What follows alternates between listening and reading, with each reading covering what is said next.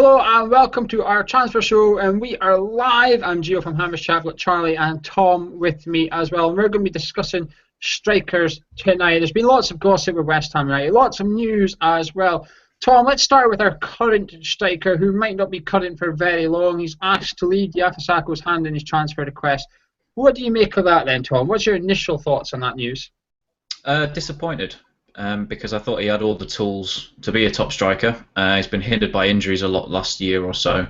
But more than anything, it's just his attitude. It's been shocking, especially the last few weeks with the transfer request and the point where he kicked up a stink because he wasn't playing. I just thought it was really poor because nobody is bigger than the club. And, you know, Billy's just done everything to try and accommodate everybody this year, and I just thought the way that Sakho had dealt with things was wrong. So whilst I probably would have been upset to see him go a few months ago, not anymore. Charlie, do you mirror Tom's thoughts there, or are you slightly different? I mean, you must have been, were you slightly angry, or could you understand where Sakho's coming from in the sense that he wants first-team football?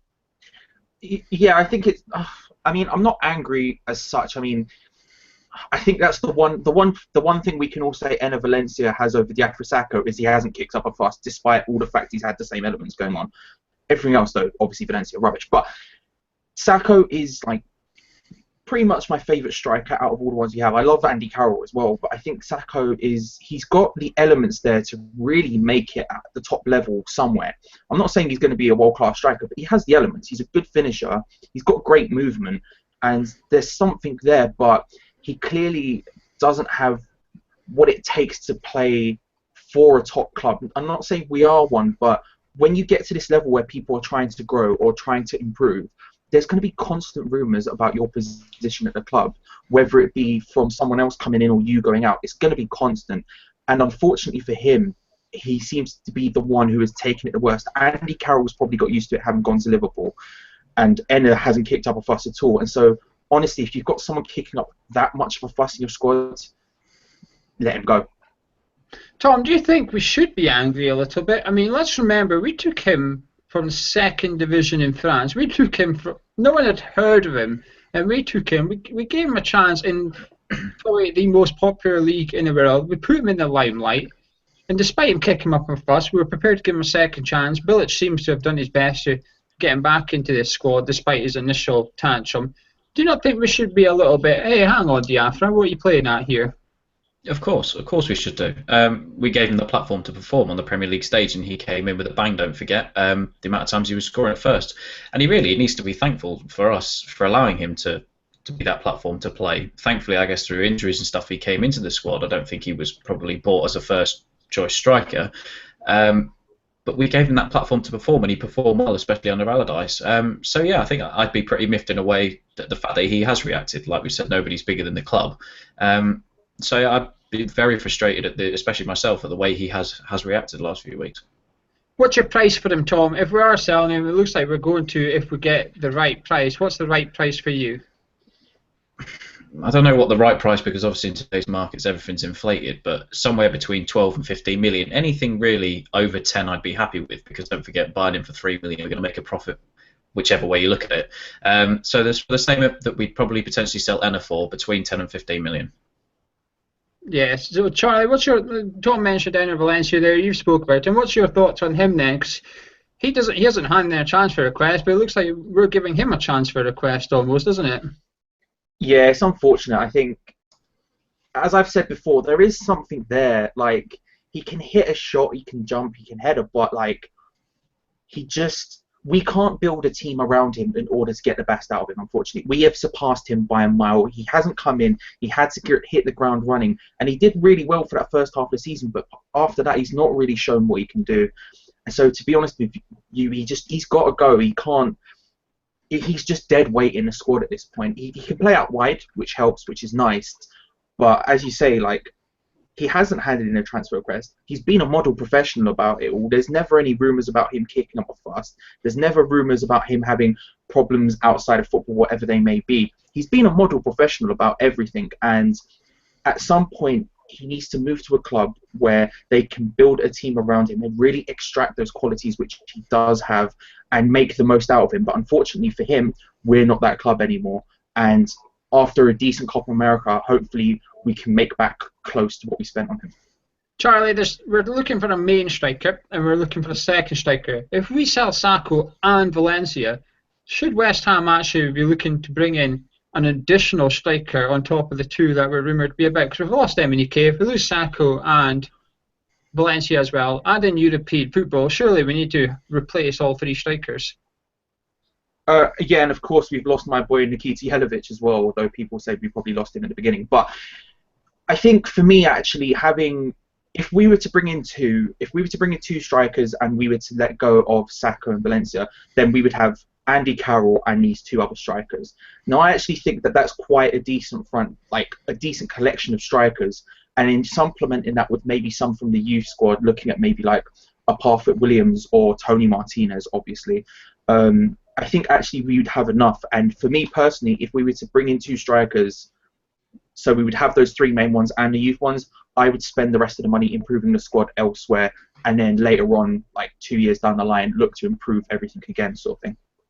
Well, we spoke about the outgoings. Now let's speak about the incomings. And before we look at the one that looks nailed on to become a West Ham player, let's look at the one that used to play for West Ham, Tom.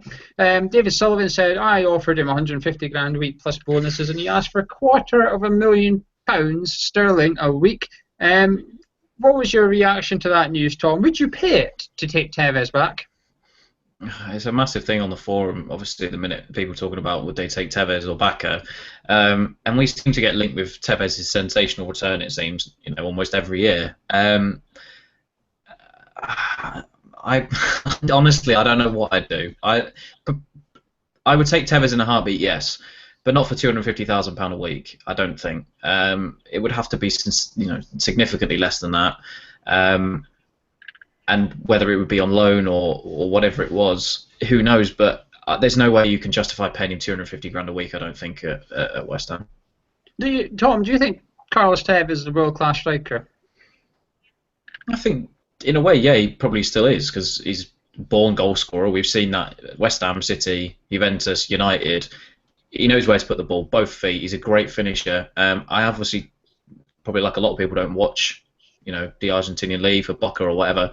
But it wouldn't surprise me if he was still scoring 20, 25 goals a season there as well, and he could probably walk back straight into the Premier League and get it done straight away, but I still couldn't justify paying that much money for someone, especially over the age of 30. But you just said he's world-class, Tom. $250,000 a week for a world-class striker is surely the going rate, I know, right? Yeah. All right, fair enough, it's the going rate, potentially, but when he played at Juventus, maybe I would have paid him that. Maybe when he was at Man United or Man City, I would have leaned towards paying that. But it just doesn't make sense. It would completely just dismantle our wage structure, and then there'd be people thinking like Payet, who have performed out of their skin this year, and he's on less than 100 grand a week, or after tax. It just wouldn't make sense. And I think that more than anything about completely destroying the wage structure would be my reasoning not to want to pay him.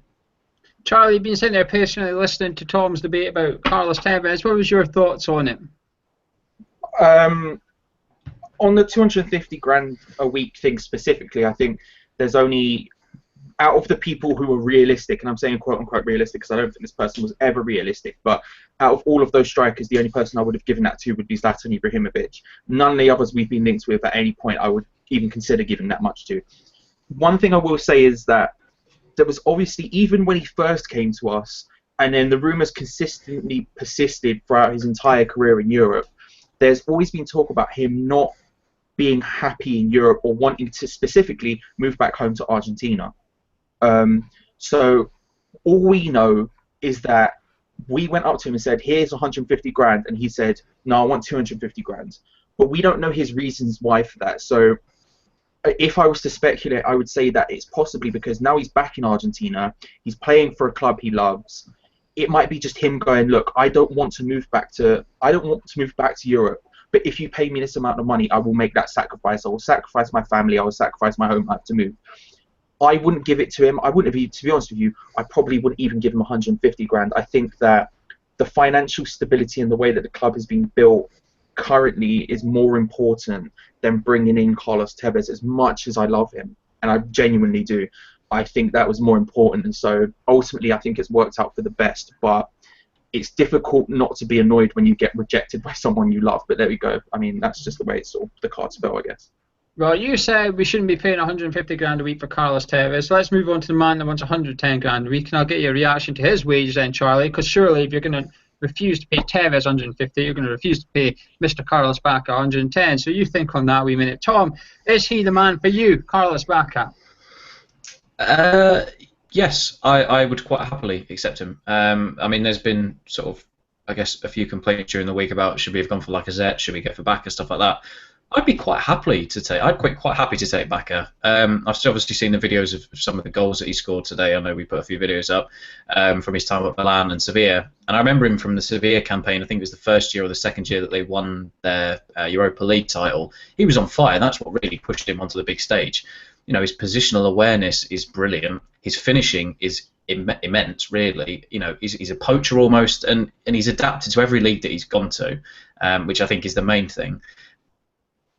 I guess some people ask, you know, is 25 million too much? But I guess, you know, I've had to sort of agree that yes, in today's going rate, it's probably a very good deal for someone of that ilk. But I don't think he should be paid £110,000 a week. I'm going to put that out there.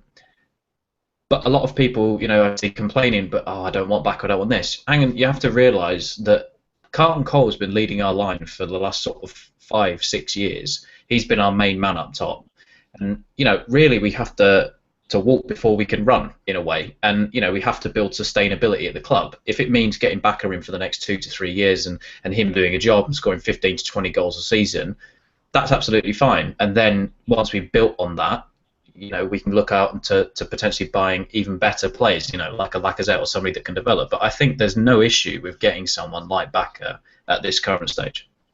Well, Tom's all for Mr. Colombian. Charlie, are you for him as well? I've been for Carlos Bacca since we got links with him. Like, even ahead of, I was saying I wanted him ahead of Lacazette and Batshuayi. I think Carlos Bacca, he's clearly, I mean, my only problem with him is potentially his age.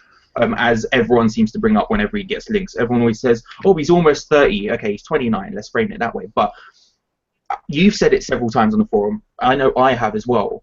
When Man United brought in Robin Van Persie, that was like, he was an old person, basically, and everyone was going, oh, he's only got 1 or 2 seasons left in him. He fired them to a title. Now, obviously, we're not saying Carlos Bacca is going to get us a Premier League title, but this is a guy who he's the human personification of clinical. He's just, if you look at his stats, I can't remember them exactly, but he's basically had 2 shots every game on average, and he's still scoring 18 goals in a Milan side which can't supply him the ball. He takes 1 shot, he puts the ball in the net. He doesn't score from outside the box. He is a out and out world class poacher. When people talk about what we need to step up to that next level, they talk about, oh, we need someone who's going to score goals. He's done that wherever he's gone.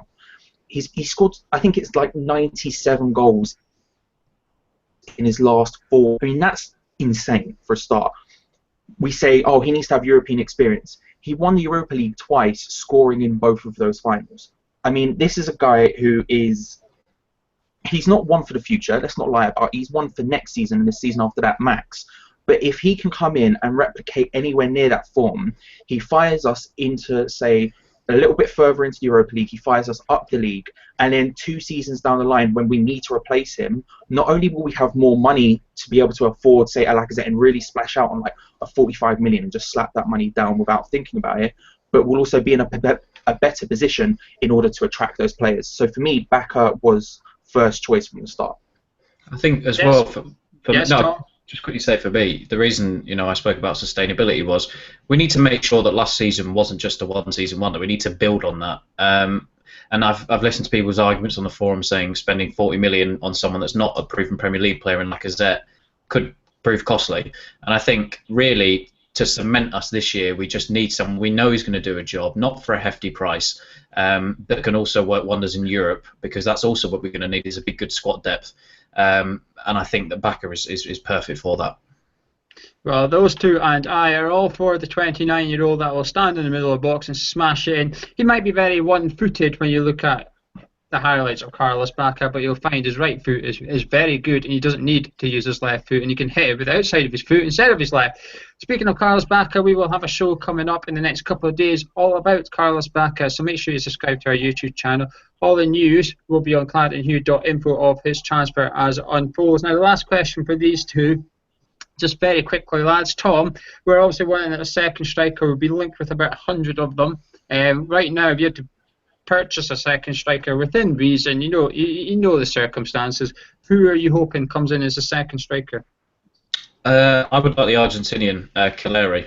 I've heard good things of him, and I think getting somebody on loan would be good for us. I don't think getting in a second striker for big money is what we need. I think Andy Carroll, as long as he can stay fit, is a great forward for us, especially in Premier League terms, and in Europe. I think he can cause absolute havoc. So I think that we need to go ahead and potentially strengthen in other areas, whether that be for my preference, which is go get another right back, or something else. But to keep an eye on the striker, I would go get Caleri. I think he looks good. You just fancy a punt on him, do you? I fancy a punt on him, yeah. Charlie, who's your second man? Are you having a punt as well? I am, and I don't want to sound too much like I'm just copying Tom, but I was going to say Caleri as well. I think we all know David Sullivan loves a South American transfer. He loves a loanee, and I think for me, like, perfect situation both financially and in terms of options up front would be Caleri getting him in on loan in a sort of the exact same way we did Lanzini, basically, and then we would have Andy Carroll for the big challenging for headers. We've got Bacca to just hang around in the box and put the ball in the net, and we've got Caleri, who's like a younger, more skillful player. But outside of that, I would have liked Vincent Janssen. Obviously, he seems to be destined for Spurs, unfortunately. There was a few other people in the race as well, but I think now when I look at it, and I think financially as well, because obviously I don't think we have as much money as everyone thinks we do. I think we probably have a little bit less than that. And so financially, I think really the smartest option is probably Caleri, even though it is a bit of a punt. I would happily take that one. I'll tell you, sorry, I did go again. We spoke as well the other day off camera or whatever, and I said I said one name, which for me, depending on how much we could get him for, would be Mandzukic. And it also depends, Robin Van Persie, someone like that, how much you can get them for, and if they're willing to take a pay cut. And I said all for Mandzukic the other day because I think he would do quite a good job under Bilic, and I said a punt on that. I know you disagreed with me and absolutely detest him, Gio, but I genuinely think, it'd be interesting to see what people say on this video, what they think about Mandzukic, but I would potentially, if we could get him on the cheap, I think he'd be great for us. Well, there you go. Positive reactions from the lads here on our transfer gossip. And we want to hear your transfer gossip as well. Do join us on the forum at hammerschat.com. It's totally free to join up. Everyone's discussing the strikers. We want to hear your thoughts as well. You're all West Ham fans at the end of the day, and we all have an opinion, and they all differ, unlike these two who just copy one another. But if you want to keep up to date with the latest news on the strikers, do pop on to clarendonhugh.info. And of course, our forum and Clarendon Hugh are on our app. Go to your app store and search West Ham app. It's out for Android and iOS. We'll have an update coming very soon as well, which will make it even better. But make sure, most importantly, you subscribe to our channel. Don't miss any more. We've got loads and loads of stuff coming your way with a complete new series starting very soon. Thank you for watching, and well done to our board so far. And let's hope we continue to see new players at West Ham United.